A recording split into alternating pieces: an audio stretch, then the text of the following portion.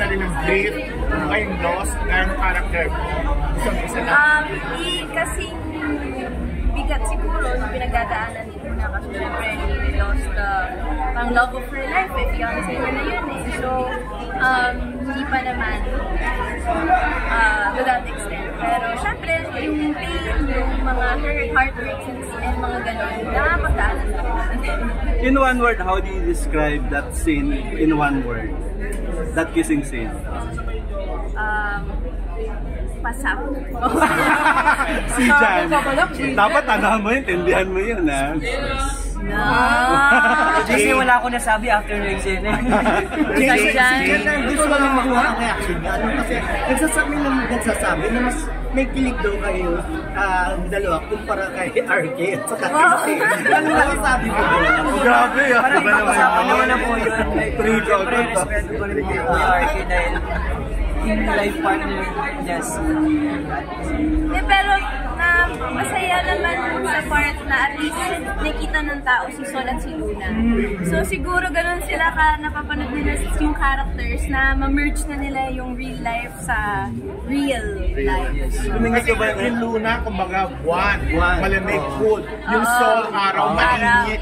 Mainit ka ba talaga?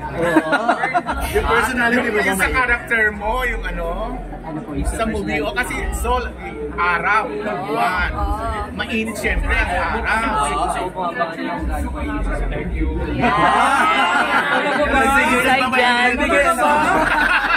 Saijan. Saijan, may tanong siya. Saijan, since ito kasi lumabas ka na napapanood ka na kapag naligang ka na, ibig sabihin ba umpisa na ito ng paggawa mo ng mature? More mature.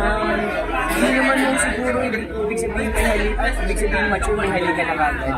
Siguro ko mas makakaganap rin ako ng hindi na yung sa usual hindi na ginagawa na nakikita nyo rin na masyadong like basta mas na siguro mas more on ganito na love story or mas mature na yung role ako. Pero hindi ibig sabihin naman na nakipagkalikan na ready na kagad ako sa mga pero yun, sobrang thankful po ako dahil yun nga, nabigyan ako ng ganitong opportunity na ipakita yung ganong side.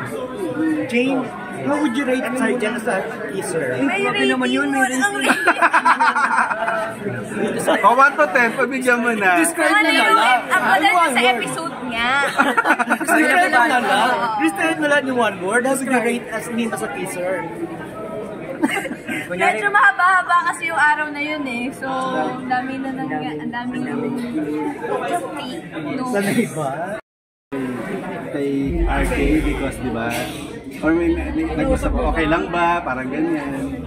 Sasagutin ko kasi syempre part to ng trabaho natin. And yun nga, parang professional din naman kami. So, kung ano yung kailangan sa work, sa character, sa kwento, syempre, yun ang work natin.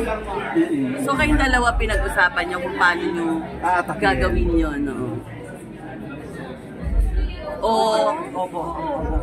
Sobrang importante na po sa akin yung sobrang importante po ng komunikasyon kasi sobrang sensitive po ng gagawin niya. Yes. And nandun rin naman po si Direk Dali ay tinulungan niya kami lang yung limitations yung ganyan. 13 po. Tapos na shoot. Yes.